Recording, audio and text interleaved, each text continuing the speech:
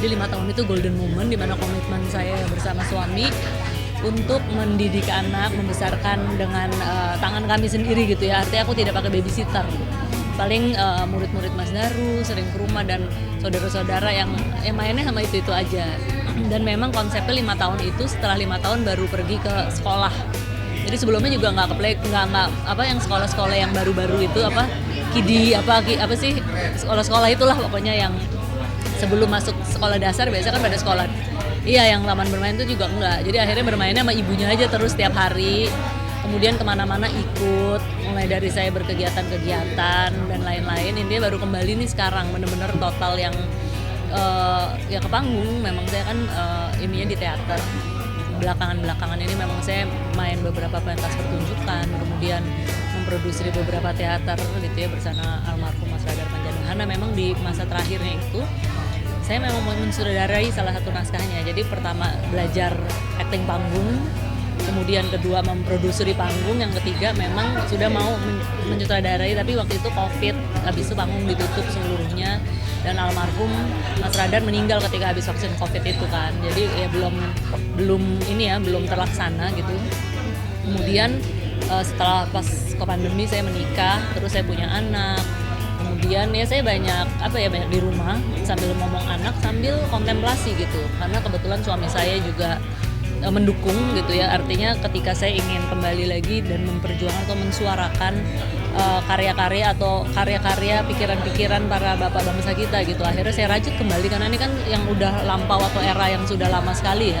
Akhirnya bagaimana saya merajut kembali, mengumpulkan puzzle-puzzle itu dan saya jahit bersama-sama. Kemudian ini ya dari ada Pak Yudi Latif tentunya yang sudah sangat punya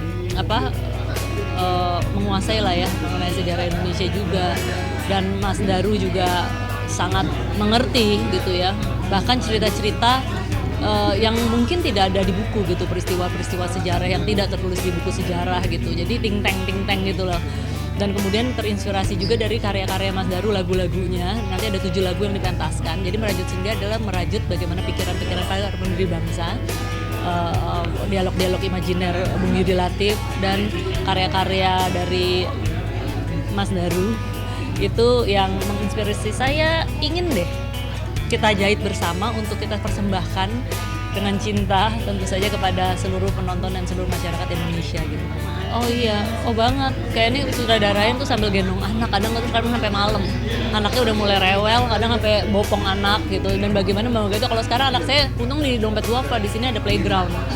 Jadi taruh dulu main gitu ya. Habis itu nanti pasti akan bentar lagi, dan ini habis ini kita akan mulai latihan. Gitu. Jadi kita akan biasanya nanti kalau udah malam pasti saya emang gitu. Berpekara selalu dengan bagi waktu anak. Tentu saja dibagi sama Mas Daru juga. Kadang Mas Daru yang ini magang anak, kadang-kadang saya Mas Daru gantian ini pemain gitu, menghandle pemain gitu.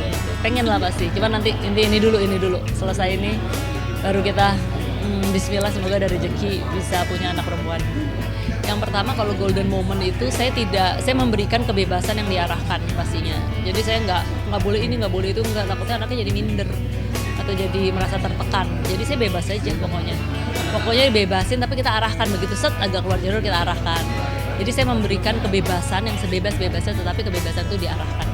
Aduh, itu benar-benar tuh tantangan seorang ibu ya, luar biasa. Karena emang 5 tahun pengen di tangan kita sendiri. Itu kan semacam hal yang luxury menurut saya. Bisa merawat anak, benar-benar ngikutin pertumbuhannya dari masa ke masa, detik ke detik gitu ya, hari ke hari, bulan ke bulan gitu, tahun ke tahun, yang benar-benar